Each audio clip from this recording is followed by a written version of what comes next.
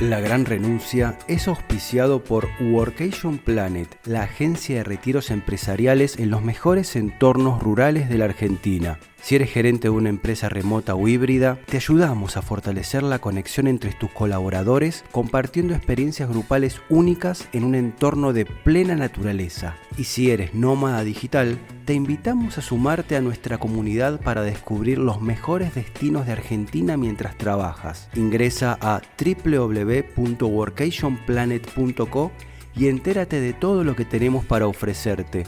¿Quieres trabajar y vivir en España? www.barcelonaextranjería.com. Un despacho de mujeres de todas partes del mundo especializadas en migración y extranjería. Visa nómada, nacionalidad española, contratación de trabajadores altamente cualificados, estancia por estudios, residencia no lucrativa. Si querés saber más, entra en www.barcelonaextranjería.com www.barcelonaextranjería.com. Nuestra eficiencia es tu tranquilidad. Workation Planet y Barcelona Extranjería presentan La Gran Renuncia. Bienvenidos a un nuevo episodio de La Gran Renuncia. En el capítulo de hoy vamos a conversar con Bárbara Mutezdi. Ella es coach basada en liderazgo consciente, bienestar y neurociencia. Y hoy hablaremos de estos valores, de estas disciplinas aplicadas en el trabajo remoto. Bienvenidos a La Gran Renuncia, claves para una gerencia remota. Hola Bárbara, ¿cómo estás? Bienvenida. Y la primera pregunta que te queríamos hacer era si nos podías hablar un poco del liderazgo, pero en el entorno remoto. Sure. So remote work is something that has always been there, but it gained popularity during COVID because we all had to work from home or distance from a lot of the people we used to see every day in the office. And so I come from Zimbabwe, and in our country, a lot of the organizations struggled with remote work because we had not structured our businesses in a way that made it sustainable to be able to run them effectively and efficiently when people were at home, for example. So what I did was go in to say, it doesn't matter where people are working from. What matters, the first thing, is that our business strategy, our team strategy, our department strategy is clear. And what I mean by strategy are 5 things. The first one is we need to know the purpose of our business, our team, our department. Why are we here? What is the purpose of us being here? Once that is clear, then we go to the second thing, which is, okay, what is our vision or our long-term goals, financially, resourcefully, whatever it is. And long-term can be in a year, 2 years, 5 years, 10 years. So you can design or define what long-term is for you.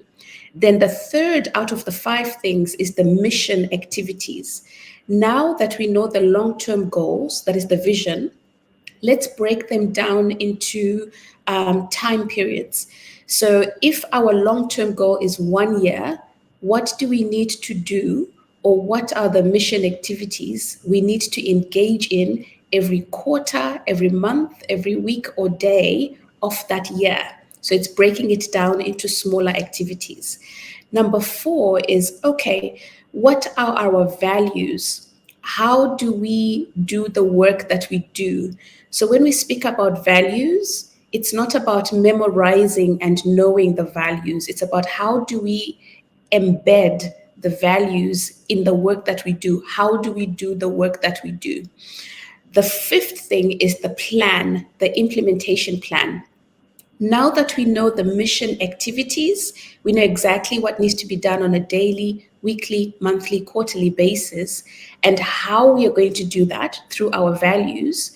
What are the resources that we currently have now for us to be able to achieve the mission activities we have put together. So what happens in remote work is, in Zimbabwe, for example, you would have employees. Some stayed in poor areas of the neighborhood, some stayed in rich areas of the neighborhood. In rich areas of the neighborhood, there is access to internet and Wi-Fi and broadband. So it was easy to communicate and send emails and be able to speak to people because of the access to that resource. In the poor areas, there was no infrastructure. So it was difficult for people in the poor areas to communicate with other colleagues because there was a lack of infrastructure. So the conversation around remote work is, now that we have our plan together and we figured out the resources that we need, how do we take the resources we used to use when everyone was in the office and use that or transfer it to help people who don't have the similar resources in their home places so that they're still as effective? So it's just changing the conversation. But that conversation is easier to have when we have the strategy that is clear with those 5 things: purpose, vision, mission, values, and plan. And then looking at the resources to say, okay, if I'm a manager or a leader, I sit down with my team and say, are we all clear on the strategy? Do we know what needs to be done? If the answer is yes, great. If the answer is no, we go back and just re-look at it first, because there needs to be an understanding of the outcomes that we're looking for. And then after that, we say, what resources can I provide you as your manager and a leader for you to be able to do the work that we've all agreed needs to be done? And then people can then go off and go do the work within the timelines that we've set. So remote work is really about the communication. It's really about understanding, first of all, what our strategy is, what is needed from everyone. So it's a good skill set for managers and leaders to be able to communicate clearly to their teams. And that starts by them being able to do the inner work within themselves so that they can communicate clearly, and also be in a space where they can ask questions and allow what is called psychological safety for their teams to be able to also ask questions and share without fearing that something might happen. They might get fired, or something bad might happen because they are not able to ask questions. So it's really about relationship building. So in that respect, it doesn't matter where anyone works geographically, as long as the strategy is clear. We have spoken about the resources, and the managers and leaders are very conscious and aware and have deep emotional intelligence to be able to create environments for their people to also speak up and share. Y en ese sentido el gerente debe practicar el autoconocimiento, ¿no? Porque me imagino que si un gerente no se autoconoce, si no practica ese autoconocimiento, poco puede también conocer a su equipo. That's very true. So I'm going to explain what emotional intelligence is. So as you know, I'm a conscious leadership and neuroscience-based coach. And one of the things that I do, so my life purpose is to help you harness and control the power you already have within yourself to live a meaningful and purposeful life. And then for high-performing business owners, entrepreneurs, and leaders, I help them sharpen their conscious leadership skills. And why is this important? Because when we are deeply self-aware, we are able to create a conducive environment for other people to step in, flourish, and contribute at a higher level. So my coaching motto is people plus performance is equal to a diverse return on investment. Because when people feel seen and heard, their performance goes higher because everything is clear, the strategy is clear, they have the resources, they feel safe to speak up. And then that gives a return on investment on everyone involved, including the organization, the team, and the department. So to have high levels of emotional intelligence is really important to the bottom line. and to higher level leadership. And to get to a high level of emotional intelligence, you need to be self-aware. So emotional intelligence is the result of self-awareness. Self-awareness is the result. First is the self-awareness. Yes. First. It's a very hard word, no? It's very hard work. It's very hard work because to become self-aware, you have to do self-inquiry. That means question everything about who you are, why you are who you are, and if what you are is really who you are. Let me explain that. Yes, that's okay. Yes. So emotional intelligence is the result of self-awareness. Self-awareness is the result of self-inquiry. Self-inquiry is the result of questioning every single thing. Bien, y la pregunta es, ¿cómo puede el gerente conocerse a sí mismo?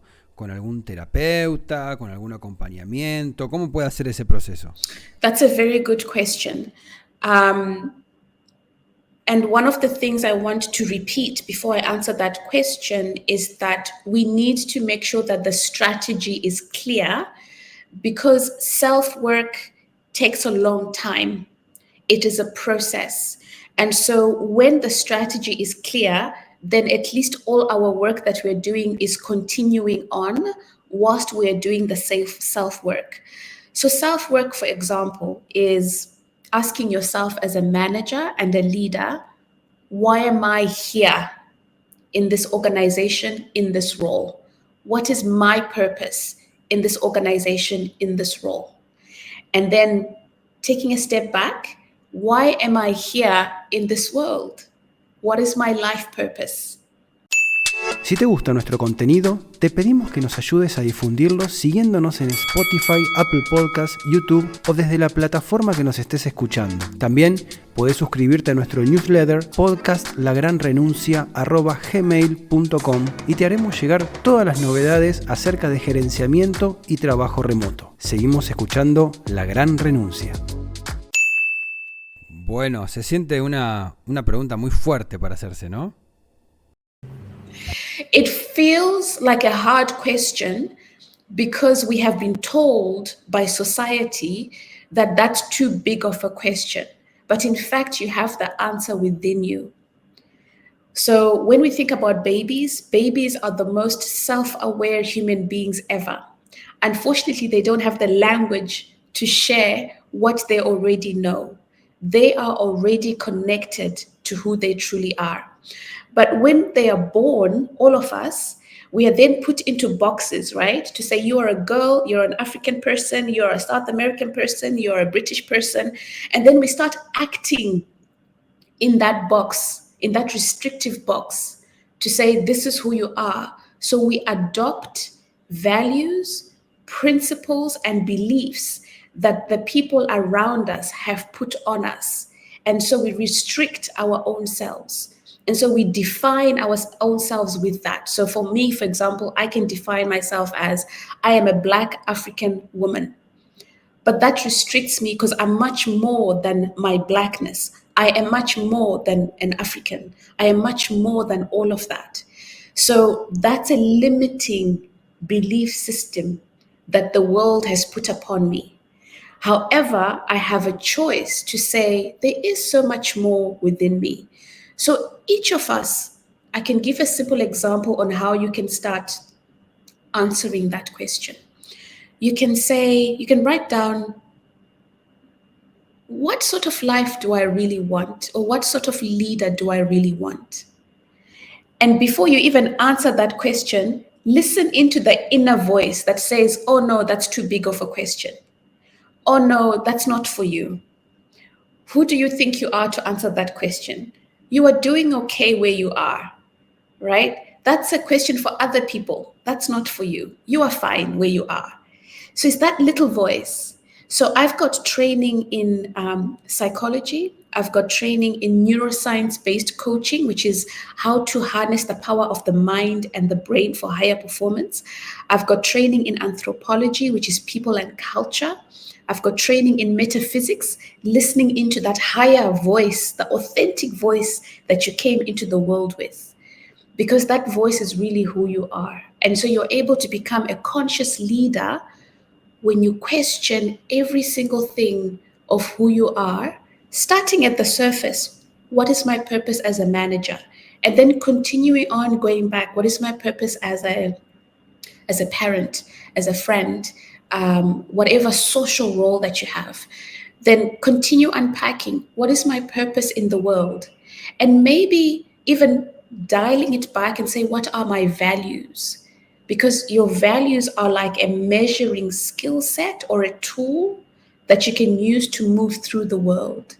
So one of my biggest values is honesty. I strive to be as honest as is possible with other people, and that's what I also expect from other people. So I use it like my ruler, I measure to say, am I being honest?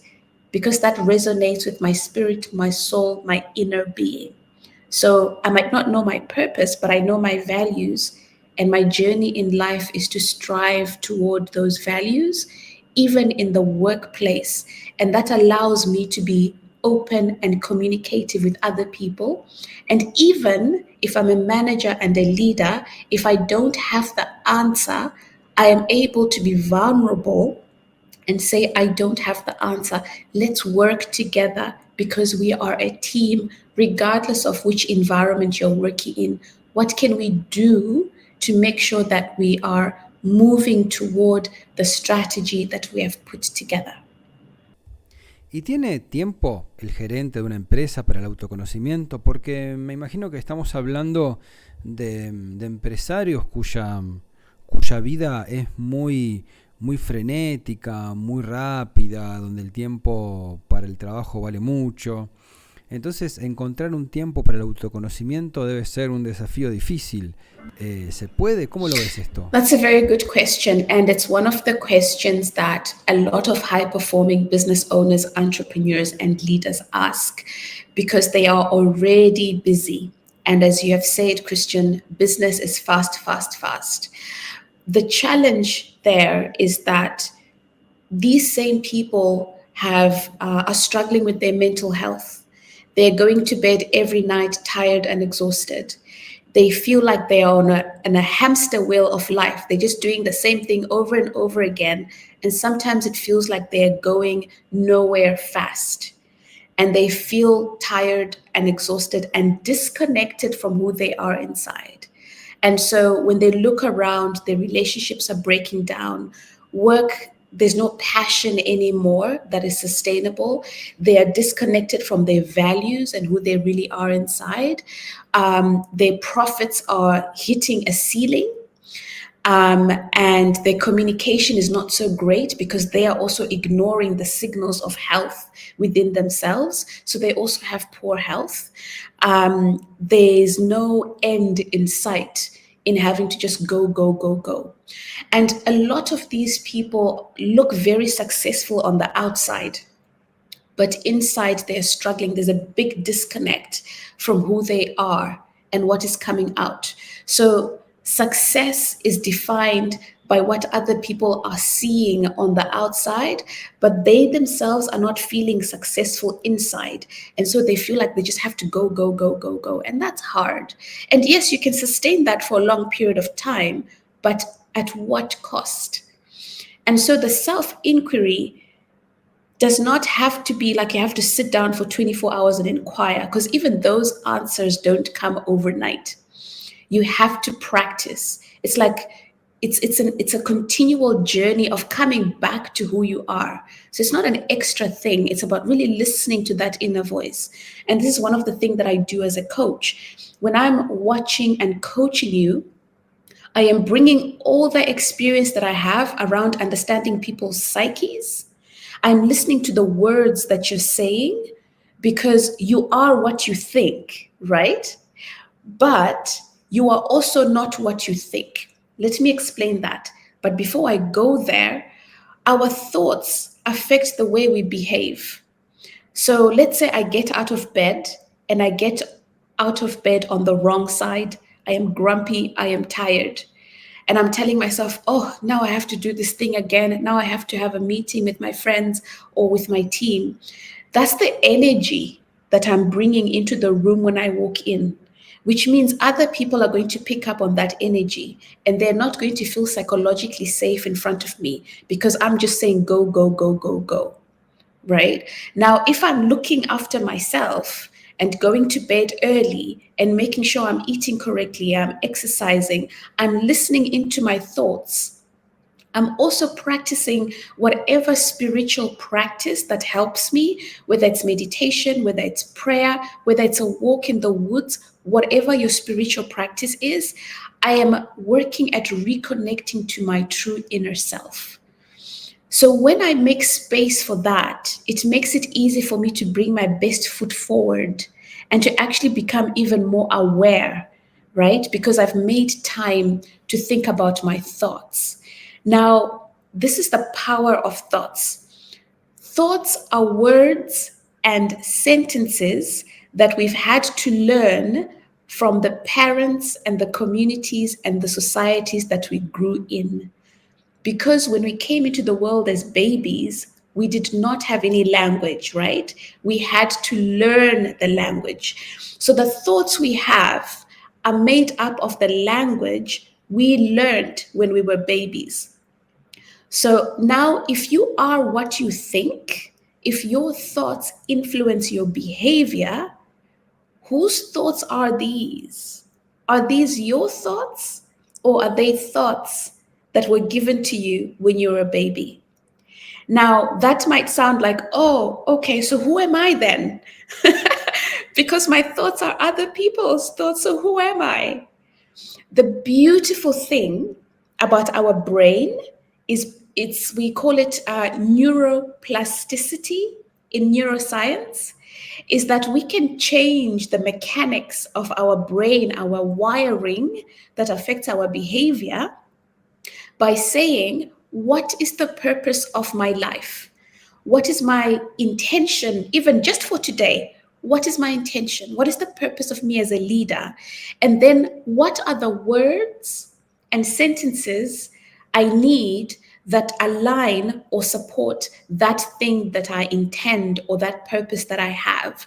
So you get to now look at the thoughts and words and sentences that help you rewire your brain by thinking those thoughts over and over again that are aligned to who you want to be. Because we at the moment, if we are unaware and asking whose thoughts are these and who am I and what do I want, what we are doing is we are living other people's words and sentences without even realizing it. So this is where the self-inquiry and questioning everything comes in. If you really want to be a leader who leads from within, you have to define who you are, what you want, what your values are, and why those things are important to you. Because then whatever you churn out as an entrepreneur, as a leader, as a business owner, it's really authentic to who you are. It does not feel heavy because it really speaks to who you are inside. So we have to define and then design or create the life and leadership that we want because it speaks to who you are. And then we have to cultivate or display those habits every day, right? By sitting down with your inner self, asking those questions, even if it's 5 minutes a day in the mornings. We all know how important the morning time is. When it comes to neuroscience, your brain waves are sharper in the first 20 minutes when you wake up.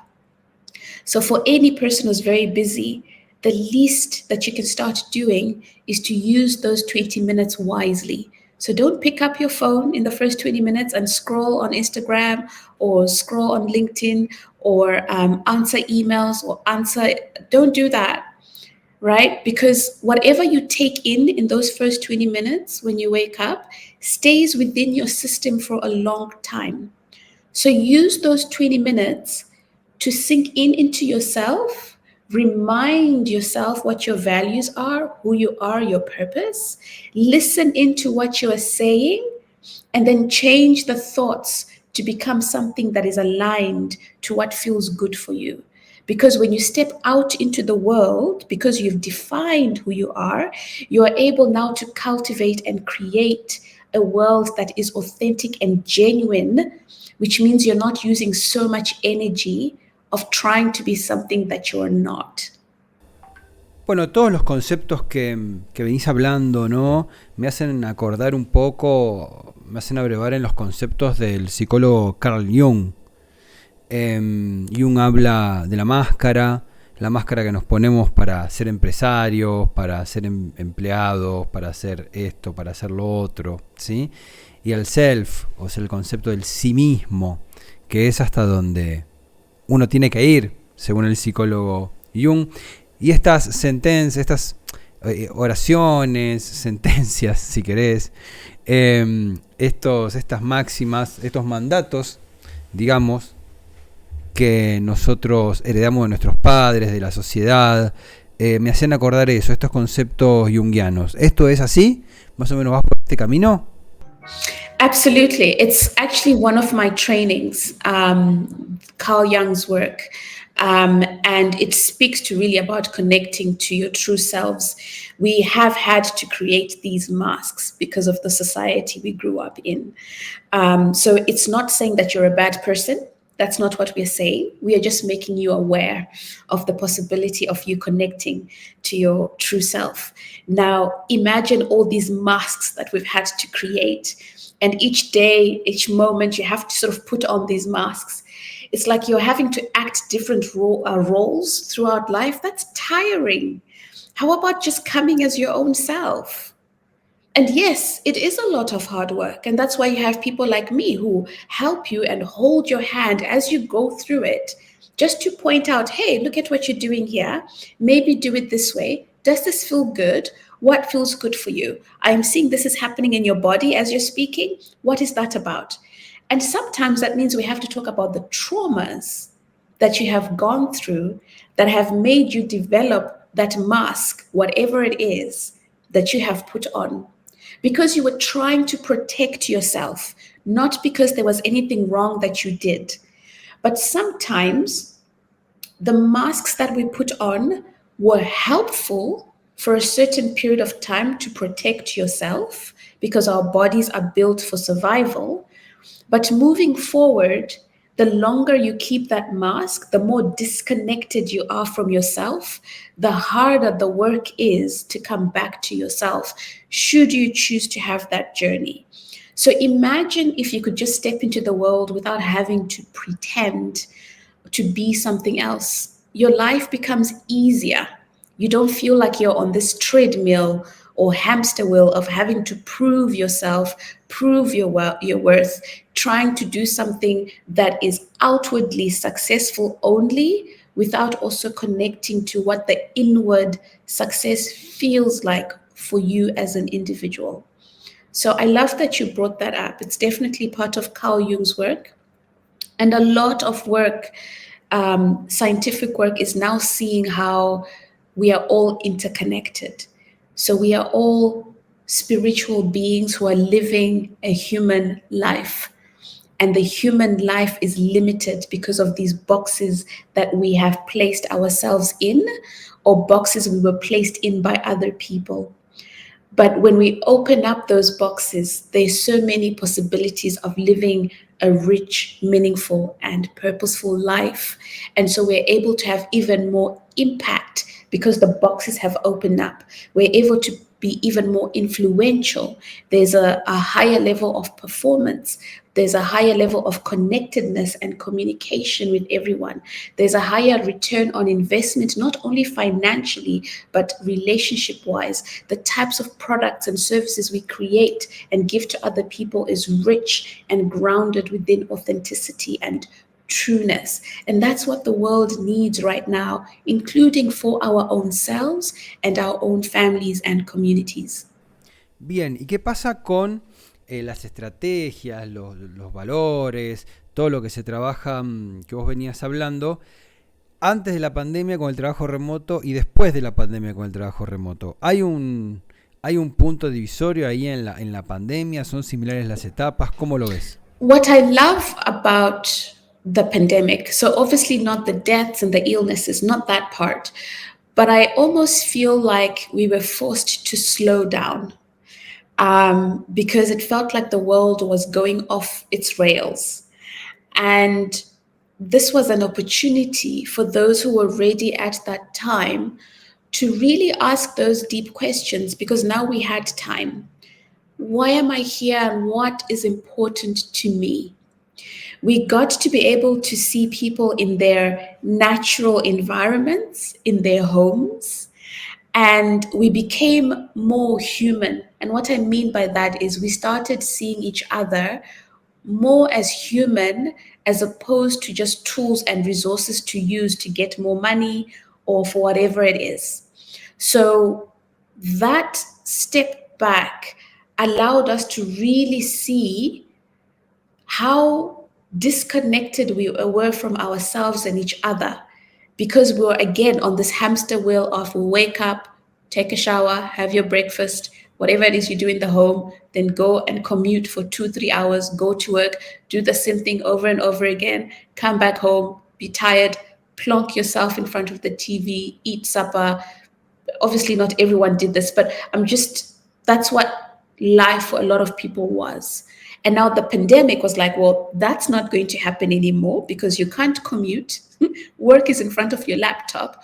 So we had to stop and say, wait a minute, this does not feel good. And my brain has been wired to this routine that I've been going over and over again, but now I can't do that routine anymore.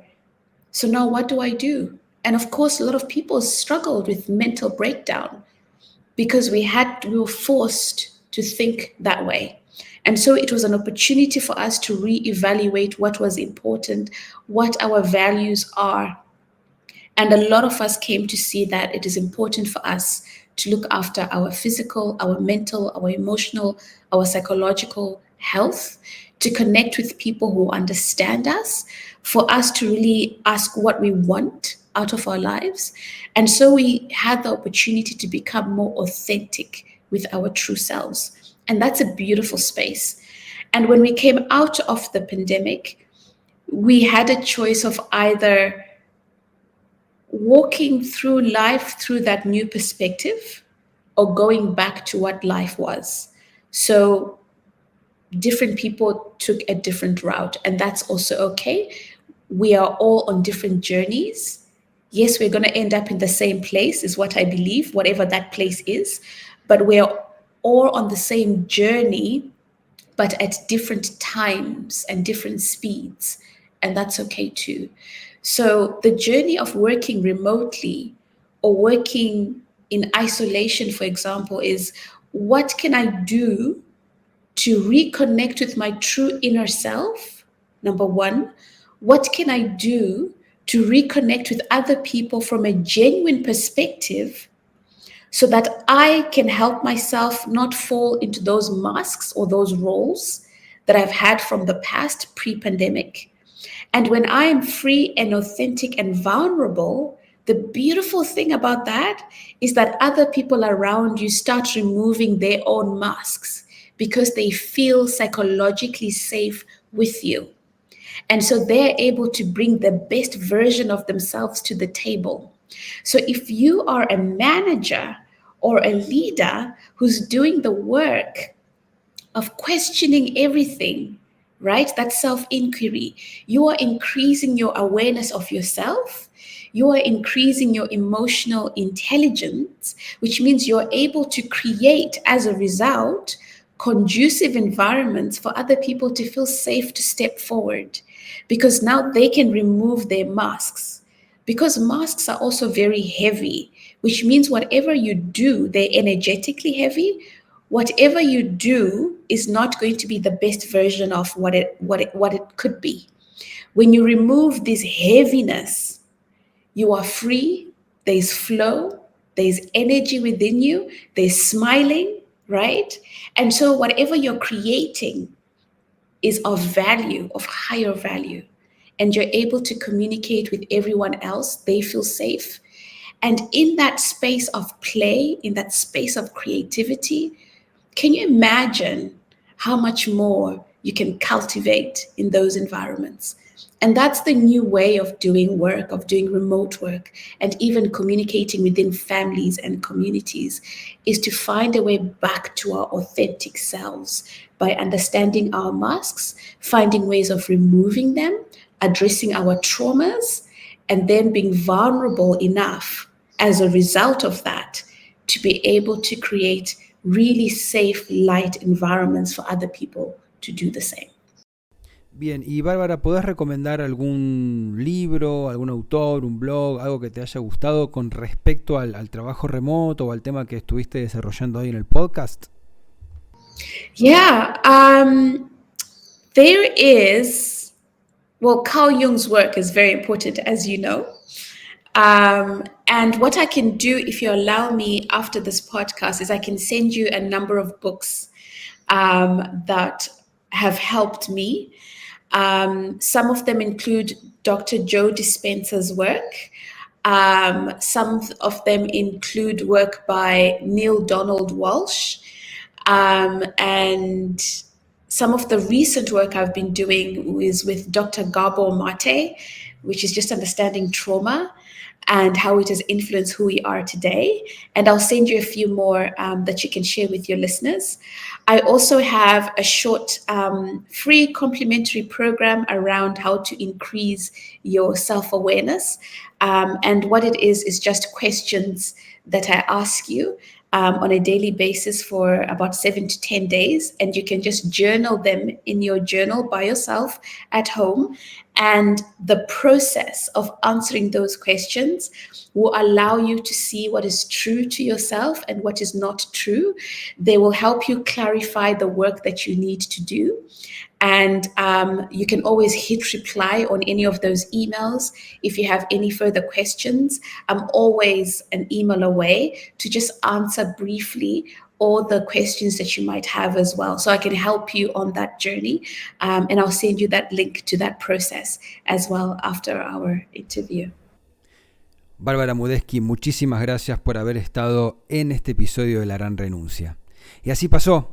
Bárbara la entrevistamos desde un punto de vista muy particular, ¿no? En lo que tiene que ver con el trabajo remoto, porque hace unos episodios habíamos escuchado la entrevista sobre mindfulness, ¿sí? Sobre este estado meditativo, y hoy nos vamos más por el conocimiento de sí mismo, por el conocimiento propio, y Bárbara nos aporta un panorama acerca de cómo la psicología y el trabajo con uno mismo, con nuestra psiquis, con nuestra mente, también nos puede derivar en un buen liderazgo de equipo, porque como en algún momento charlábamos con Bárbara, no podemos conocer bien a nuestro equipo si primero no nos conocemos a nosotros mismos, nuestros defectos, nuestras virtudes, nuestros puntos flojos. ¿Sí? Un gerente que se conoce a sí mismo y es seguro de sí mismo, bueno, finalmente indeclinablemente va a aportar confianza y seguridad a su equipo. Amigos, esto ha sido La Gran Renuncia. Para comunicarse con nosotros lo pueden hacer a podcastlagranrenuncia@gmail.com. Muchísimas gracias y hasta el episodio que viene. Escuchaste La Gran Renuncia, un podcast producido por Roberto Schlesinger y Cristian Curto. Si te gustó, hace clic en el botón seguir y nos vemos en el próximo episodio.